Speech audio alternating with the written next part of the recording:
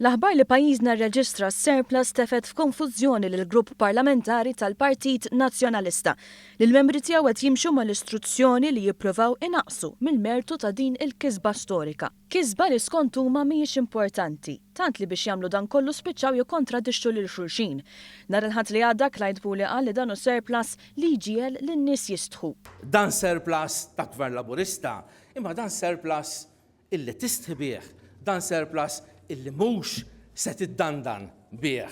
Wara din id-dikjarazzjoni tlabna reazzjoni ta' deputati oħra. Beraħ Clyde Puli qal li jistħib is-surplus taqbel miegħu jistħib ħalu. Mhux bil-fors surplus, jekk ma mettu xejn. Iżda għal Robert Kutajer is-surplus intlaħa għal raġuni oħra, bis-saħħa ta' Lorenz Gonzi. Inti bħal Clyde Puli tistħib is-surplus. Is-surplus kien ikun jagħmel sens kieku antiċipajtu dak il qal Lorenz Gonzi, Prim Ministru ta' Malta. Għal l-surplus ħajnaqsu fl-2010 fil-2012. Lorenz Gonzi qal illi kien antiċipat għax kien hemm viżjoni dak iż-żmien illi kien ħajkonna surplus propju. Waqgħet ma naqsu naqas.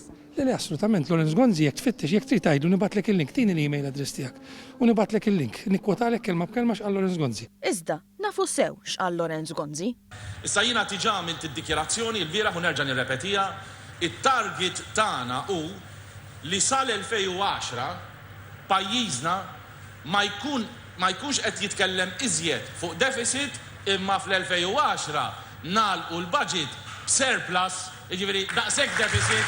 Iżda Kutajer ma jridx jaf għalih id-deficit naqas bis-saħħa ta' dak li kien impjegaħ miegħu f'Kastilja. Dan il-gvern sab sodda mifruxa u qed jiddandanu sempliċement kemm jaqta' żigarelli. U fil-waqt li hemm min qed jippreferi jipprova jagħti mertu lil Gonzi, hemm min jogħġbu iktar l-istil ta' Simon Busuttil u jgħid li pajjiżna jista' jkollu bailout. Skont id-deputat Antoine Borg, il-pajjiż bl-ikbar tkabbir ekonomiku fl-Ewropa għadu friskju ta' bailout.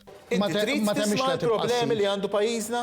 Pajjiżna jista' jkun ikollu bżonn il-bailout jekk jonqos milli jinvesti f'industriji ġodda u l-industriji li għandna bħalissa jekk il-bambini nixxi fl-insieni, però nafu li l-issues qegħdin hemm.